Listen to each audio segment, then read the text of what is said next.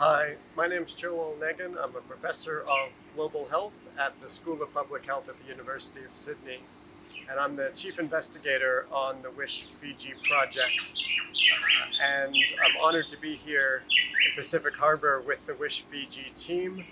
We've just had a planning workshop all together for the last 4 days here at the Pearl Resort, and it's been a wonderful opportunity for the team to get together and work together and plan together and to look at data and to rethink how we're going to spend the next 18 months and more on this project.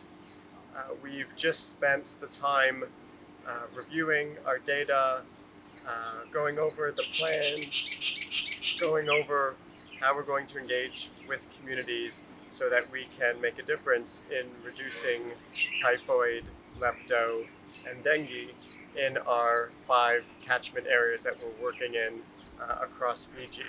It's been a wonderful week. I've really enjoyed it. I've enjoyed spending time with the team and hearing about the wonderful work that they're doing to get the insights that the team have had from the time they've spent in these communities, and looking forward to what the next 18 months and more of the project will bring. And I wanted to thank everybody for all the time and energy they've put into the project so far and into this workshop, and for their energy and excitement for what we have ahead of us. Thank you.